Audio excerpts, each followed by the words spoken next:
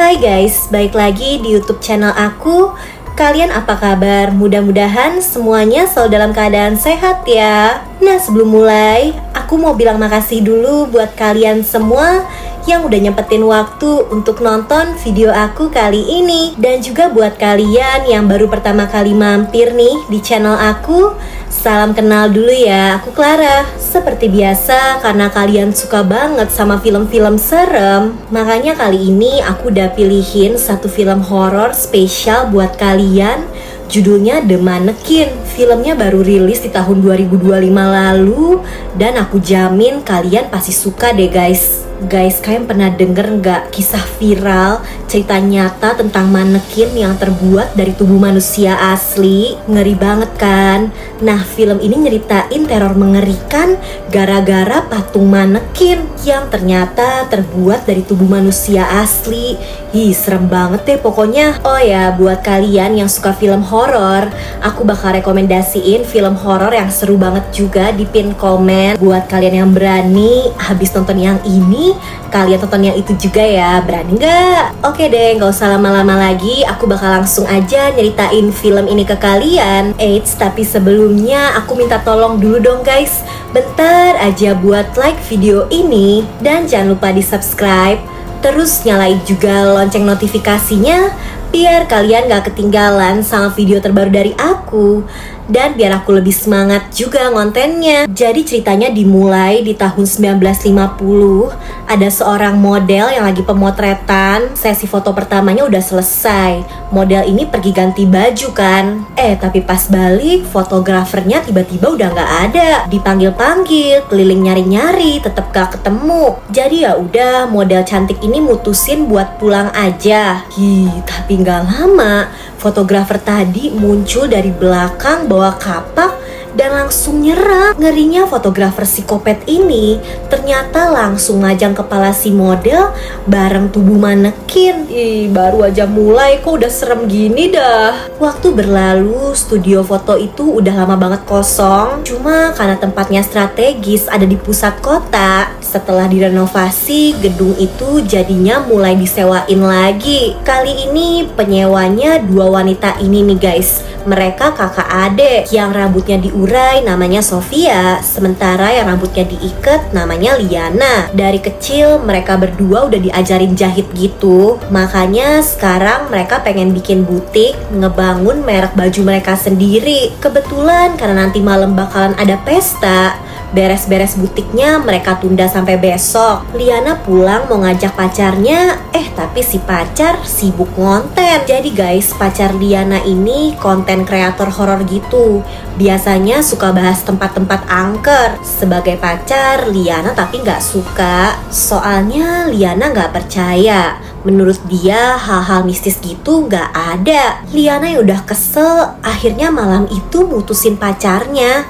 Dia udah gak tahan lagi. Keesokan harinya, Liana, Sofia, dan dua bestie mereka pergi ke butik beres-beres. Tiba-tiba mereka malah salfok sama patung manekin yang ada di situ. Entah kenapa dari awal lihat manekinnya kok mirip banget kayak manusia asli, seolah kayak hidup. Dan ya tanpa disadari, mata manekinnya bergerak sendiri. Di sisi lain, Liana yang baru putus kelihatan lesu, galau gitu kan. Makanya si bestie yang pakai topi putih nih, namanya Nadine, bilang dia udah nyiapin cowok-cowok buat Liana. Bestie satu lagi yang namanya Hazel ikut nimbrung juga. Pokoknya mereka terus-terusan ngajak ngobrol supaya Liana gak kepikiran dan sedih. Sayangnya Liana tetep aja cemberut. Sofia berusaha nasehatin, dia malah makin ngambek. Dia balik mau nenangin diri, malah dapet kabar dipecat dari tempat kerjanya. Balik lagi ke Sofia, pas lagi beberes, speaker musik tiba-tiba kayak macet gitu sampai berkali-kali. Udah gitu lampu di bawah juga kedip-kedip, kedengeran suara ribut. Gak lama muncul penampakan dan semuanya langsung gelap. Keesokan harinya, Liana ditelepon bestie disuruh ngecek keadaan Sofia. Soalnya ditelepon dari pagi kok gak diangkat. Disamperin ke butik juga pintunya dikunci. Walau lagi gak mood, Liana tetap pergi ngecek ngecek. Sampai butik kelihatan di lantai banyak cairan merah. Dan gak jauh dari situ ada Sofia yang udah tergeletak gak bernyawa, meninggal secara misterius. Karena terlalu syok, Liana akhirnya mutusin buat pindah ke luar negeri. Dan 1 tahun berlalu sejak kejadian mengerikan itu. Liana yang udah mulai bisa nerima kepergian Sofia akhirnya mutusin buat balik lagi ke butik itu, mau ngelanjutin mimpi mereka dulu. Walau 1 tahun gak ditempatin, barang-barang mereka masih tersimpan rapi. Dan karena pernah ada kejadian mengerikan, sekarang di situ dipasang CCTV buat jaga-jaga. Seharian Liana sibuk beberes, dia nata ulang semuanya sampai benar-benar persis kayak dulu waktu masih ada Sofia. Di malam hari speaker musik tiba-tiba macet-macet gitu kan. Liana tapi gak mau ngambil pusing, paling karena udah ditinggal lama aja. Dia istirahat bentar, tapi gak lama kebangun karena kayak ada yang manggil. Liana jalan keliling, kaget banget dong. Dia ngeliat sosok almarhum Sofia yang lagi ngejahit. Pas disamperin, udah keburu ngilang. Tapi mesin jahitnya masih nyala. Ngerinya di belakang muncul sosok bapak-bapak, tapi belum tahu siapa. Lanjut, keesokan harinya pas lagi dandan, Liana baru sadar di lehernya kok ada bercak-bercak merah. Karena udah mepet dia mau ketemu besti-bestinya, ya udah ditutup aja pakai makeup. Nah, setelah setahun gak ketemu, Liana dan 2 bestinya akhirnya ngumpul lagi. Mereka asik ngobrol, cerita-cerita karena udah lama gak ketemu kan. Selama ini mereka juga gak pernah bahas-bahas soal Sofia karena kasihan sama Liana, takutnya trauma kan. Berhubung udah lewat setahun, di situ Hazel dan Nadine mulai ngebahas soal kematian Sofia. Liana tapi ngalihin perhatian terus. Kelihatan dia masih trauma sebenarnya sama kepergian Sofia yang mendadak. Setelahnya karena masih ada urusan, Nadine harus pulang. Sementara Hazel nemenin Liana nginep di butik. Pas lagi jalan, entah kenapa Hazel kayak ngedenger suara gitu kan dari lantai bawah. Dia mau ngecek, keburu dipanggil. Jadi ya udah, mungkin cuma perasaannya aja kali ya. Di situ Liana nunjukin gambar desain Sofia. Liana juga bilang walaupun kemampuannya nggak sehebat Sofia, dia pengen ngelanjutin impian mereka ngebangun merek mereka sendiri. Oh ya, karena dari awal manekinnya belum dipasangin baju, 2 orang ini makein kan. Tapi tiba-tiba speaker musik kayak rusak lagi, ngelek-ngelek gitu. Liana bilang kemarin sempet kejadian kayak gini juga, tapi mereka maklum sih, mungkin ini kan bangunan lama, makanya error-error. Yang bikin kaget, kepala manekinnya tiba-tiba copot dong sampai 2 kali. Malamnya Hazel ngalamin mimpi buruk. Dia diteror hantu. Pas kebangun, kelihatan di pojok muncul sosok bapak-bapak ngikutin Hazel. Serem banget sih guys. Setelah diikutin, Hazel kayak kesurupan setan. Dia luka parah. Untung masih selamat. Tapi setelah kejadian itu, Hazel jadi ngelamun terus. Pikirannya kosong. Pas mulai pulih, Hazel akhirnya nyeritain apa yang dia alamin ke Liana. Liana mulai curiga. Kasus Hazel sama kematian Sofia jangan-jangan berhubungan sama hal-hal mistis. Walau awalnya gak percaya sama begituan, setelah ngeliat sendiri hal-hal di sekitarnya, Liana mulai percaya. Pas diceritain ke Nadine, tapi cewek itu gak percaya juga guys sama hal-hal mistis. Dia pikir nih teman-temannya pada stres ya ngomong sembarangan. Memang susah dipercaya sih, yang ada mereka malah ribut. Pas banget telepon dari pemilik gedung masuk, ngabarin kalau CCTV lagi proses dicek dan kalau ada sesuatu katanya nanti bakal dikabarin. Ya udah, Nadine bilang untuk sementara sebaiknya Liana tinggal di rumahnya aja. Nanti barang-barang di butik biar dia yang urus. Pokoknya Liana gak usah berhubungan sama butik lagi deh. Cuma mancing traumanya aja. Nah, di kamar Nadine kelihatan kayak ngolesin salep gitu kan. Di pahanya kelihatan ada bercak merah, sama kayak yang di leher Liana. Merindingnya tanpa disadari, di belakang muncul penampakan tangan. Di sisi lain, Liana yang udah gak tahan akhirnya cerita ke Hazel. Katanya di malam pertama pas dia balik kemarin, Liana ngeliat sosok Sofia lagi ngejahit. Ditambah kejadian Hazel, Liana makin yakin nih kasus berhubungan sama hal-hal mistis. Balik lagi ke Nadine, hantu tangan yang tadi ternyata masih ngikutin dong. Ngerinya kali ini giliran Nadine guys yang kesurupan. Hazel udah berusaha nyegah, malah dikejar balik. Untung kehalang pintu.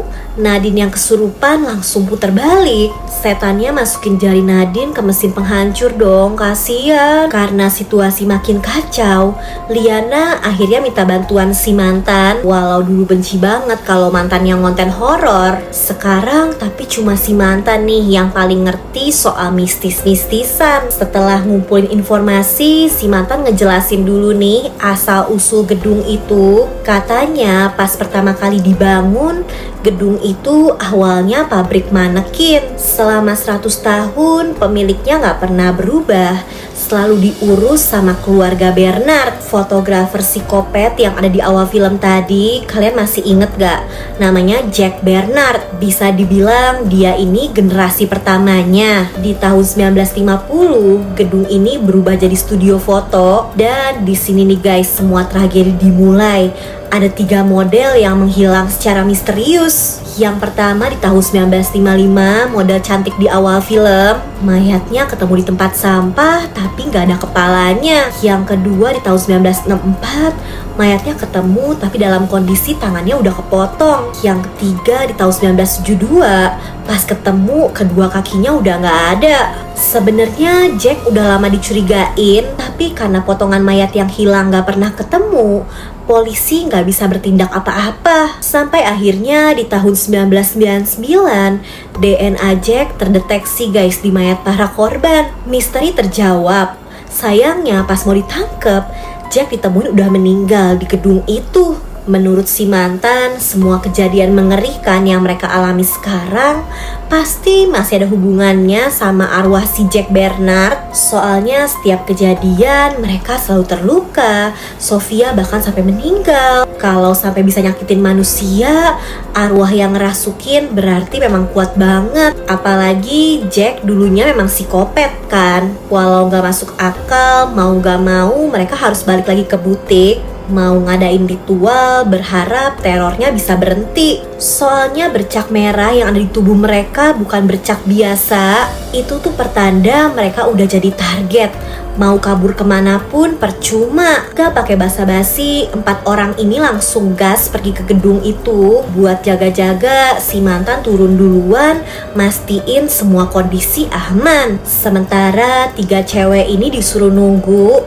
Bener aja dong, pas nyalain alat pendeteksi, ada sesuatu yang bikin alatnya bunyi kenceng. Pas dicek, ternyata kapak guys yang dulu dipakai sama Jack. Di saat bersamaan, lewat kamera dashboard, ada 3 hantu yang kelihatan, tapi pas dilihat lagi udah ngilang. Mereka masuk ke dalam, terus alat pendeteksi dinyalain lagi. Entah kenapa semakin mendekat ke arah manekin, bunyi alatnya semakin kencang. Si mantan mulai masang alat-alat ritual, sementara Liana ngebersihin bekas-bekas merah yang ada di lantai. Gak lama di lantai bawah kedenger suara kamera, cahaya lighting. Tandanya muncul arwah si Jack fotografer psikopat tuh. Yang muncul tapi malah arwah gentayangan para model yang jadi hantu penasaran. Setelahnya pria ini gercep bikin lingkaran pakai garam gitu. Semuanya disuruh masuk ke dalam. Katanya apapun yang terjadi, pokoknya jangan keluar dari lingkaran sampai dia bilang aman. Soalnya si mantan mau manggil para arwah.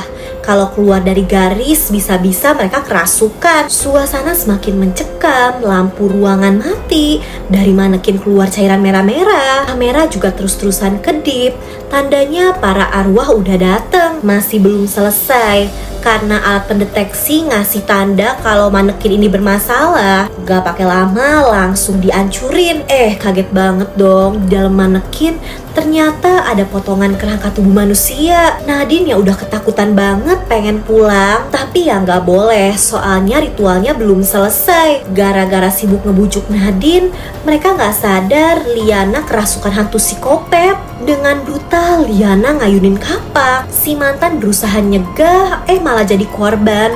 Tangannya sampai putus. Di situasi itu, mesin jahit tiba-tiba nyala. Arwah Sofia seolah ngasih petunjuk buat nyelamatin Liana. Hazel langsung ngambil boneka kesayangan Sofia. Pas ditempelin ke pundak Liana, perlahan-lahan dia mulai sadar. Nah, karena kondisi si mantan udah parah, mereka langsung buru-buru ke rumah sakit. Setelahnya bisa kita lihat arwah para model kumpul di sekitar manekin. Jadi selama ini karena potongan tubuh mereka gak ketemu, arwah mereka gak tenang selama bertahun-tahun. Seolah psikopat Jack Bernard memang sengaja ngurung mereka di gedung itu.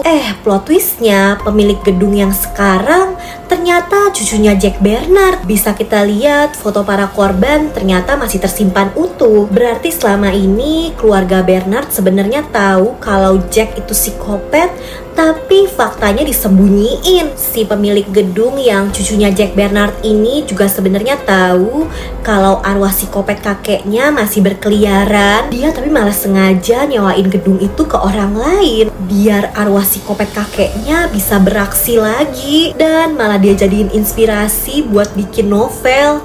Ini sih the real keturunan psikopat dah. Di sisi lain, walau sampai kehilangan tangan, si mantan akhirnya berhasil guys nyelamatin 3 wanita ini dari kejaran hantu psikopat. Sayangnya karena ritual pengusiran waktu itu belum selesai, arwah Jack Bernard kayaknya masih berkeliaran deh. Apalagi si cucu ternyata ngerakit ulang manekinnya dong. Gedungnya juga disewain. Menurut kalian penyewa kali ini bisa selamat atau enggak? Ya, tapi filmnya berhenti di situ. Gimana guys menurut kalian? Kalau ada psikopat meninggal tapi malah tetap jadi arwah psikopat gini, serem banget gak sih guys? Tapi semoga cuma di film-film aja deh ya. Di dunia nyata jangan sampai kejadian. Nah, kalau kalian suka nih sama videonya, bantu aku ya dengan like, subscribe, dan nyalain lonceng notifikasi untuk channel ini guys.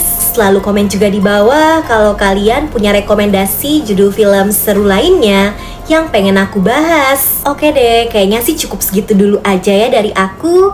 Jaga kesehatan kalian selalu, and I'll see you guys on my next video. Bye bye.